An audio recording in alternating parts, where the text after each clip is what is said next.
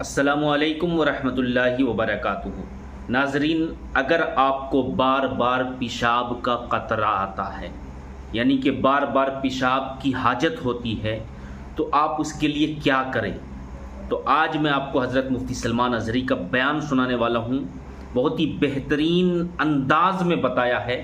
آئیے سب سے پہلے مفتی صاحب کا بیان سنتے ہیں۔ اکثر لوگوں کی یہ شکایت بھی میرے پاس آتی ہے، استنجا کر کے آئے، پیشاب کر کے باہر آئے، وضو کرنے کے لیے بیٹھے تو ایسا لگ رہا ہے کہ قطرہ ٹپک رہا ہے یا پیشاب کا قطرہ پھر سے نکل گیا۔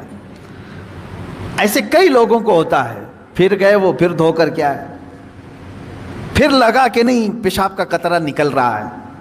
یہ اطمینان نہیں ہوتا کچھ لوگوں کو۔ حالانکہ استنجا کریں آپ، پورا اس میں استبرا ہے، یعنی کھانس کر کے ہو یا اٹھ کر کے بیٹھ کر کے پیر کو موڑ کے کسی بھی طرح سے آخری قطرہ نکال دیں، یہ ٹھیک ہے۔ لیکن اس کے بعد آپ وضو کرنے کے لیے آئے، تب یہ وسوسہ آ رہا ہے پیشاب کا قطرہ نکلا، پیشاب کا قطرہ نکلا۔ اب کیا حکم کیا ہے آپ کے لیے؟ تم کو اللہ رب العزت کو راضی کرنا چاہیے تھا۔ تم نکلے اپنے گھر سے کہ میں اپنے رب کو راضی کرنے کے لیے چل رہا ہوں، درمیان میں تمہیں کوئی دوست ملا، اس نے یہ بتایا کہ فلاں دوست تو تجھ سے بہت ناراض ہے، پتہ نہیں کل تو نے اس کو کچھ کر دیا تھا، کیا تو نے کچھ کیا تھا، تمہارے دل میں اس دوست کی ناراضگی کی بات آئی، سوچا کہ اس کو منا لیتا ہوں کسی طرح، یا جھگڑا کر لیں یا کچھ بھی۔ بیچ میں جو دوست تمہیں بتانے کے لیے آیا تھا وہ شیطان تھا، جو تمہیں اللہ کو تم راضی کرنے نکلے تھے، اس نے تمہارا دماغ ڈائیورٹ کر دیا ایک انسان کی طرف۔ تم جا رہے تھے رب ذوالجلال کی عبادت کے لیے، اسے منانے کے لیے، شیطان نے تمہارے دل میں یہ بات ڈال دی کہ پہلے اس کا کام کر دو، اور ادھر چلے گئے، اس کو مناتے رہے، وہ نہیں مانا۔ یہاں تک کہ کچھ لوگ ایسے ہیں جن کو منانے میں تمہیں برسوں لگ جاتے ہیں، وہ نہیں مانتے ہیں۔ ہوتا ہے ایسے، آپ اچھا کام کر کے، انہیں سلام پہنچا کر کے، انہیں تحفے دے کر کے منانے کی کوشش کرتے، نہیں مانتے کچھ لوگ۔ ہائے افسوس، میرا مولا تو صرف ایک ہی سجدے میں مان جاتا ہے، ایک سجدے میں مان جاتا ہے، یہ نہیں معلوم ہے بندوں کو۔ افسوس ہے کہ جسے بہت جلدی منایا جا سکتا تھا، اسے چھوڑ کر ہم دنیا کو منانے میں لگ گئے۔ آپ پوری زندگی کا اگر تجزیہ کریں تو میں آپ کو بتاتا ہوں، ساری چینجز آپ نے صرف اور صرف دنیا والوں کے لیے کر لی اپنے آپ میں۔ ساری چینجز آپ نے دنیا کو دیکھا، یہ بہت فیشن کر رہی ہے، اور اس طرح سے اگر میں کپڑے پہنوں تو یہ مجھے عزت سے دیکھیں گے، نہیں پہنوں گا تو مجھ سے دور ہو جائیں گے۔ فیشن چل رہا ہے، پینٹ ادھر سے پھاڑنا ہے، ادھر سے پھاڑنا ہے، پہننا ہے، تو تم نے صرف اور صرف ان کا دل رکھنے کے لیے، ان کے سامنے اپنا سٹیٹس رکھنے کے لیے اپنے آپ کو چینج کر لیا۔ شیطان ہے وہ جو تمہیں عیاشی کی طرف لے جاتے ہیں انسانوں کی شکل میں۔ قرآن پاک میں آپ نے نہیں سنا، اللہ رب العزت نے فرمایا من الجنتی والناس، یعنی وسوسے ڈالنے والے جو شیاطین ہوتے ہیں وہ جنات میں سے بھی ہوتے ہیں، انسانوں میں سے بھی ہوتے ہیں۔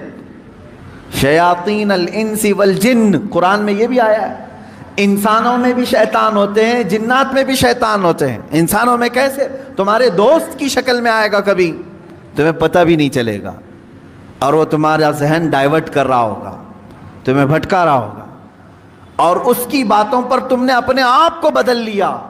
ایک مسئلہ میں آپ کو بتا دوں، شریعت کا مسئلہ، اس سے آپ اندازہ کریں کہ ہم کس قدر شیطان کی پیروی کرتے ہیں اور کتنی جلدی ڈائیورٹ ہو جاتے ہیں۔ ہمیں منانا چاہیے تھا اللہ کو، کیونکہ وہی ہماری منزل ہے، وہی ہمارا مقصود ہے، لیکن ہر دن ہر لمحے ہم ڈائیورٹ ہوتے جاتے ہیں۔ اب مسئلہ جو میں بتا رہا تھا وہ یہ ہے، دو مسئلے میں بتاتا ہوں، ایک نماز کا، ایک وضو کا ہے۔ اکثر لوگوں کی یہ شکایت بھی میرے پاس آتی ہے، استنجا کر کے آئے، پیشاب کر کے باہر آئے، وضو کرنے کے لیے بیٹھے تو ایسا لگ رہا ہے کہ قطرہ ٹپک رہا ہے یا پیشاب کا قطرہ پھر سے نکل گیا۔ ایسے کئی لوگوں کو ہوتا ہے، پھر گئے وہ پھر دھو کر کے آئے، پھر لگا کہ نہیں پیشاب کا قطرہ نکل رہا ہے، یہ اطمینان نہیں ہوتا کچھ لوگوں کو. حالانکہ استنجا کریں آپ, پورا اس میں استبرا ہے, یعنی کھانس کر کے ہو یا اٹھ کر کے بیٹھ کر کے پیر کو موڑ کے کسی بھی طرح سے آخری قطرہ نکال دیں, یہ ٹھیک ہے. لیکن اس کے بعد آپ وضو کرنے کے لیے آئے, تب یہ وسوسہ آ رہا ہے, پیشاب کا قطرہ نکلا, پیشاب کا قطرہ نکلا. اب کیا حکم کیا ہے آپ کے لیے؟ ایک نمبر 1 یہ وضو کا مسئلہ, اس کا بھی حکم میں بتاؤں. دوسرا مسئلہ سن لیں, نماز. 4 رکعت ظہر کی پڑھنے کے لیے کھڑے تھے, یا 4 رکعت عصر یا عشاء کی, 2 رکعت پڑھے, تیسری رکعت میں کھڑے ہوئے تھے. اب شک ہونے لگا کہ دوسری ہے کہ تیسری ہے.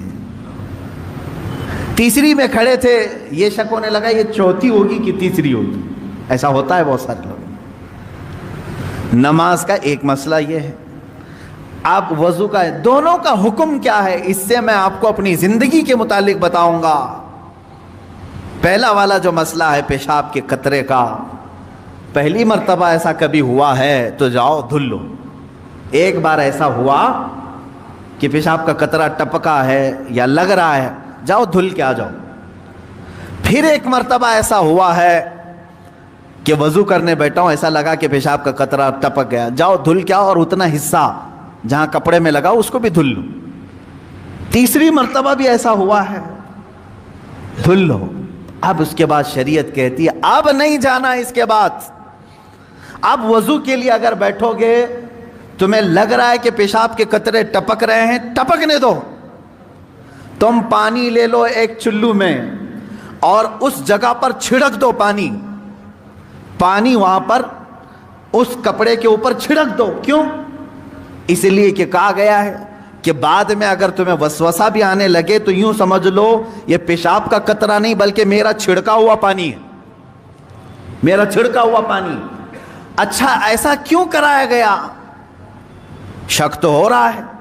سنیں فقہاء کرام نے فرمایا اے بندے, تجھے عبادت اللہ کی کرنی ہے. کس کی کرنی ہے؟ اللہ کو راضی کرنا ہے. اور یہ جو وسوسے آ رہے ہیں تجھے, یہ شیطان کے ہیں. اگر تو بار بار اٹھ کر کے دھونے کے لیے چلا جائے گا تو بات یہ ہوگی کہ تو شیطان کی پیروی کر رہا ہے اللہ کو چھوڑ کر کے. یہاں شریعت نے یہاں تک کہا کہ شیطان کی پیروی ہو جائے گی اگر کثرت سے تو کرنے لگ گیا. جب شیطان وسوسہ ڈالا اٹھ گئے, جب شیطان شک ڈالا پھر اٹھ گئے. بار بار اگر خیال آ رہا ہے تو اس پر عمل کرنا جائز نہیں.